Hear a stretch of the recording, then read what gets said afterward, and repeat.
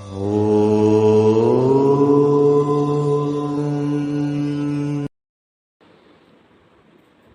दोस्तों, आपका योगा चैनल में स्वागत है आपका। मैं हूँ यज्ञेश परमार, योगा कोच आपका। आपका डे 3 योगा चैलेंज में हार्दिक स्वागत है। आज डे 3 है योगा का।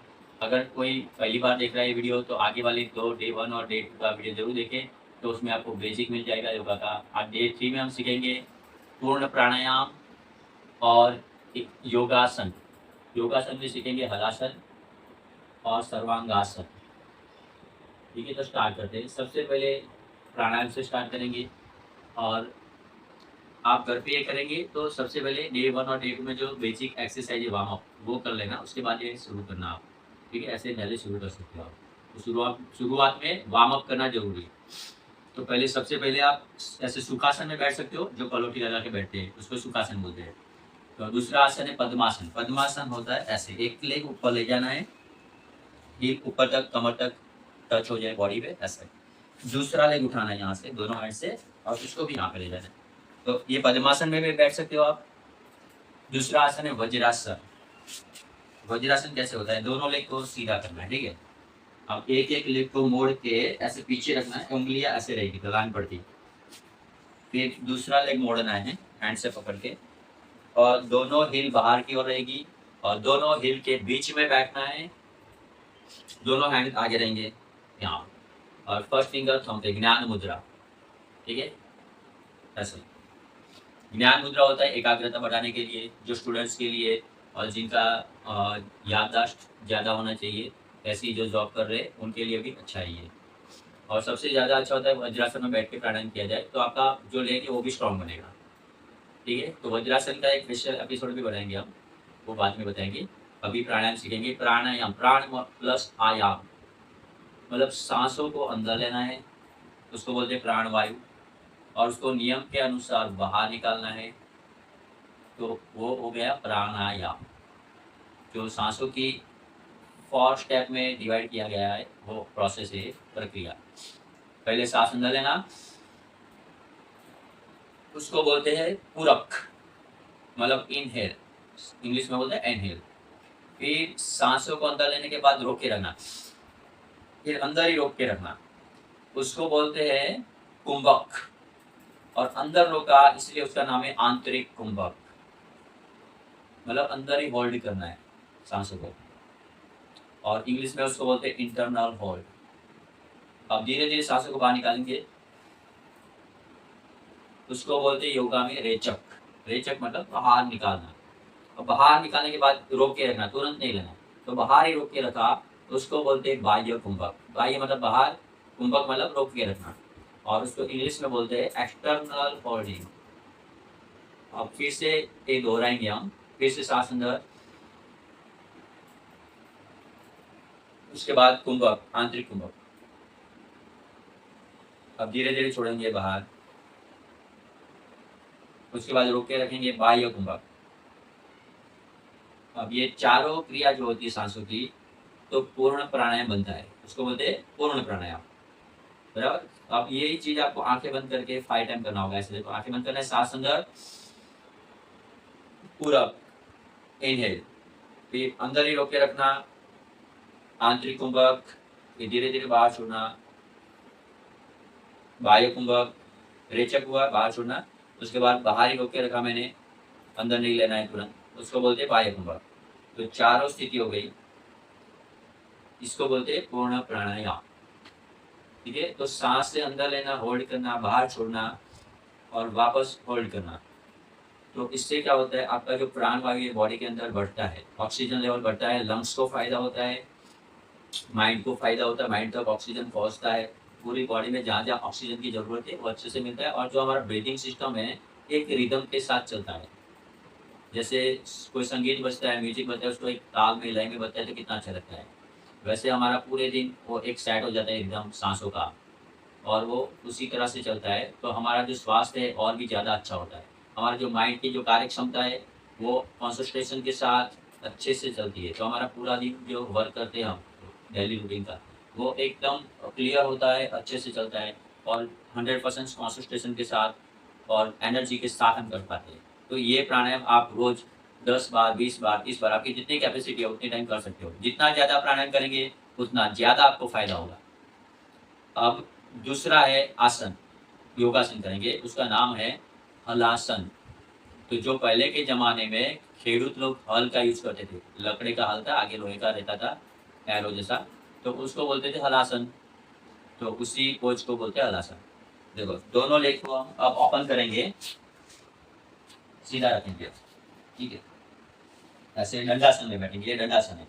और उसके बाद नीचे लेट जाएंगे, पीठ के बल लेट गए, ठीक है।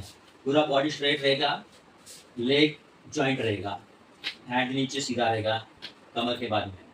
अब दोनों लेग को धीरे धीरे उठाना है, स्लोली उठाना है, जल्दबाजी नहीं करनी। जैसे 90 डिग्री आया उसके बाद हिप अप करना है और पीछे जाना है, लेग को नीचे रख देना है।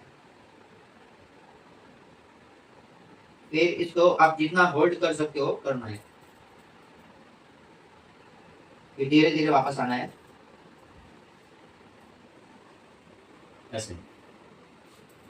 तो ये जो आसन है वो करने के बाद जब आप वापस उठेंगे तो लेफ्ट साइड से करवट बदलना है, लेफ्ट साइड से उठेंगे आप, क्योंकि लेफ्ट साइड हार्ट आता है, इसीलिए आपको कोई बॉडी को नुकसान ना हो, हार्ट को नुकसान ना हो, इसीलिए लेफ्ट साइड से करवट लेके उठना होता है।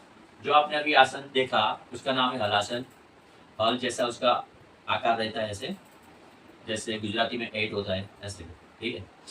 और उससे आपका जो लेग पीछे की ओर जाता है, पूरा जो प्रेशर है यहाँ पे आता है कमर पे, ठीक है। तो उससे क्या होता है, जिन लोगों का ये पेट के पार्ट में, कमर पे साइड में जिसका फैट्स ज़्यादा है, तो उनके फैट्स कम होते हैं आसन होल्ड करने से। 30 सेकंड, 1 मिनट, 2 मिनट, 3 मिनट, जितना आपका कैपेसिटी होल्ड कर सकते हो, ठीक है। और उसके साथ सांसों को नॉर्मल रखना है, सांस बाहर जाएगा अंदर जाएगा, बाहर जाएगा, ऐसे लंबी सांसों को लेते रहो, निकालते रहो। तो पूरक रेचक होता रहेगा प्राणायाम भी इसके साथ। तो आप रोज करेंगे प्रैक्टिस, ये पूरा चर्बी पिघल जाएगा, हाथों की सफाई होगी और पेट के संबंधित रोग दूर हो जाएंगे, ठीक है। और इसके बाद दूसरा आसन है सर्वांगासन। वही सेम पोजीशन, लेट जाना है, पैर उठाना है, लेकिन इसमें पैर पीछे नहीं ले जाएंगे, पैर सीधा रहेगा 90 डिग्री,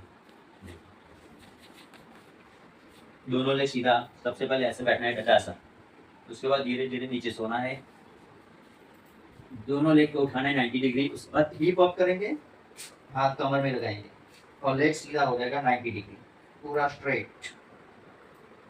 हाँ, ये करने से क्या होता है, जो बॉडी का वेट है वो हैंड पे आता है, एल्बो पे, गर्दन पे आता है, और जो टाटी है चिन वो चेस्ट पे लगा के रखना है। तो जालन दर बंद हो जाता है, योगा में जालन दर बंद आता है ऐसे चेस्ट पे टाटी। और मस्तिष्क है उसमें जो ब्लड का सर्कुलेशन होना चाहिए वो अच्छे से होता है, और आपका जो माइंड है वहाँ तक ऑक्सीजन भी जाता है, ब्लड भी जाता है। तो इससे आपकी माइंड की कार्यक्षमता बढ़ती है, पेट के फैट्स कम होते हैं, कमर फ्लेक्सिबल बनती है, हैंड पे वेट आता है इसमें। देखो मेरे एल्बो पे है वजन पूरा, तो जो ट्राइसेप है एल्बो का वो वाला पार्ट स्ट्रांग बनता है, और हैंड के उंगलियां भी स्ट्रांग बनती है, क्योंकि कमर उंगलियों पे ही है। तो इसी तरह करने से आपका बॉडी भी स्ट्रांग बनता है, फ्लेक्सिबिलिटी बढ़ती है, कमर पतली होती है, और माइंड पावरफुल होता है, एकदम तेज बन जाता है, क्योंकि उसमें ब्लड सर्कुलेशन अच्छे से होता है, ऑक्सीजन अच्छे से पहुंचता है। और आपकी नज़र है इसमें सीधी रखनी है लेग के थंब पे, तो लेग का थंब है ना, उधर देखना होता है, ऐसे सीधा। ऐसे जितना टाइम आप होल्ड कर सकते हो करना है, 1 मिनट, 2 मिनट, 3 मिनट, 5 मिनट, जितनी आपकी कैपेसिटी। उसके बाद क्या करना है, धीरे से पीछे की ओर ले जाओ, नीचे आने के टाइम हैंड यहाँ पे रख दो, धीरे धीरे स्लो धीरा लेग सीधा करना है।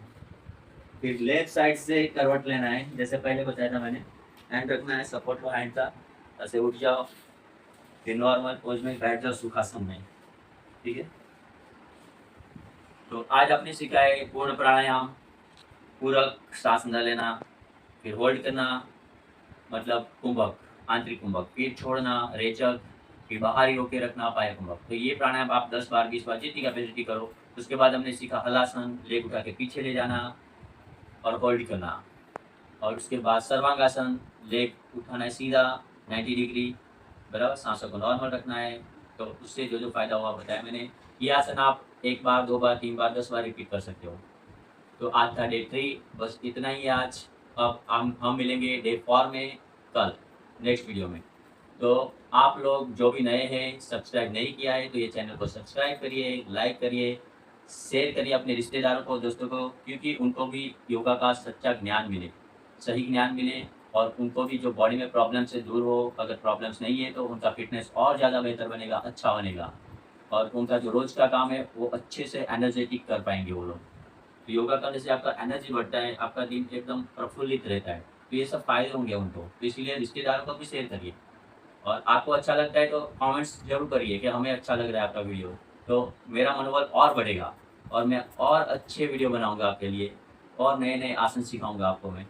और 30 डेज़ में आपको बहुत सारा ज्ञान मिलेगा। जैसे-जैसे डे बढ़ेगा ना, आपको ऐसे-ऐसे नए-नए आसन मिलेंगे और थोड़ा-थोड़ा हार्ड होता जाएगा। अभी ये आसन नॉर्मल थे और उससे हार्ड आसन सीखेंगे फिर। तो 30 डे तक बहुत सारे आसन सीखने वाले हैं। बहुत सारे प्राणायाम सिखा दूँगा मैं आपको। अभी एक प्राणायाम सीखा है, पूर्ण प्राणायाम। उसके बाद बहुत सारे बाकी प्राणायाम 6-7 प्राणायाम होते हैं, वो सिखाऊँगा। Thank you for watching. नमस्ते दोस्तों। जय हिंद।